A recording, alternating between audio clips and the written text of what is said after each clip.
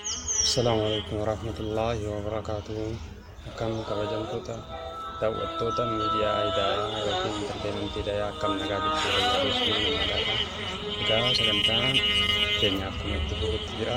Fuulduraafis nu wajjin turaa jecha sagantaa jaalala obbolummaa kutaa lammaffaa isiniif qabannee dhiyaanneerra nu hordofaa isiniif jecha jaalala obbolummaa kanadhaa yeroo jalqabnu ajaa'iba namoota hedduutu jira jechuudha. Haala naannoo itti dhaladhe irraa kaasee yoo wantoota tokko tokko waan xiinxallee yoo isinitti abbaa warraa maatii ofii jechuudha. Magaalaa oola bashannanaa oola wanta barbaade nyaata waan isa barbaachise nyaata haati manaa isaa bonaa ganna dararamaa dararaa keessa jiraatti jechuudha. Bishaan waraabaa bishaan barbaachaa bonaa ganna qorraa fi aduu keessa dhamaa ooltee jechuudha manaa fi daa'imman isaa. Inni immoo magaalaa keessa bashannanaa barbaadu dhugaa oolee barbaadu qamaa'aa oolee galgalatti galee gammachuu miti jaalalaa miti lola baaqatee lolaan itti galee maatii isaa jeeqaa jechuudha.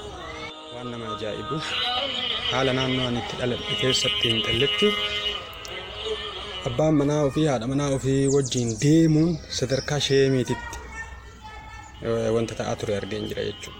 Nama immoo abbaa ofii waliin ilma ta'ee abbaa ofii wajjin karaa irra deemuun akka qaaniititti akka waan fokkisaa tokkotitti warroota ilaalantu jira jechuudha. Wantoonni akkanaa kunniin gara rabbiitiinis aadaa fi safuu uummata oromootiinis yoo wal qabsiifnee ilaallu baay'ee nama jibbisiisa jechuudha. Wantoota akkanaa kanneen geeddaruudhaaf yookaan jijjiiruudhaaf xiinsammuu hawaasaa jireenya hawaasaa maal akka fakkaatu hamma tokko xiinxalluun dirqama ta'a. Itti murteessuunis ni ulfaata. Namni hammuma ilaalcha ofiitiin yaada. Haadha manaa ofiitii wajjin deemanii magaalaa tokko deemanii irbaata yookiin laaqana wajjin nyaachuu miti wajjin deemuunu sadarkaa sheemii ta'uu jechuun waan nama salphachiisu akka waan qaanii guddaa tokkotti hawaasa bira laallamu biratti jechuudha kanan dhaladhe.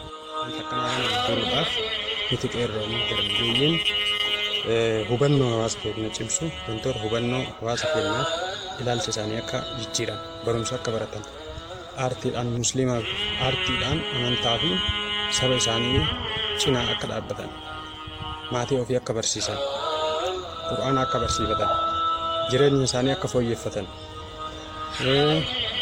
haala itti fayyadama dinagdee ofii karoora fi raawwii isaa akkamiin akkatti fooyyeffachuu danda'an hamma tokko waan dandeenyurraa ogeeyyii adda addaa wajjin ta'uudhaan yaadaa fi beekumsa hayyootaa isiniif qoonna jechuudha.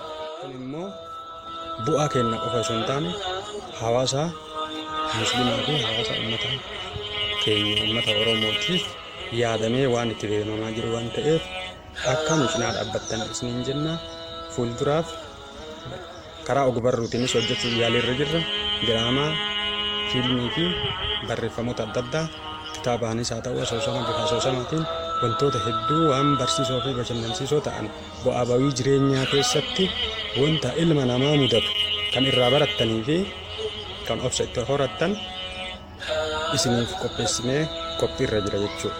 Kanaaf immoo miidiyaa Hidaayaa yookiin Hidaayaa Intarteementii laayikii fi sabiskiraayib gochuudhaan nu cinaa akka dhaabbattan isiniin jennaa.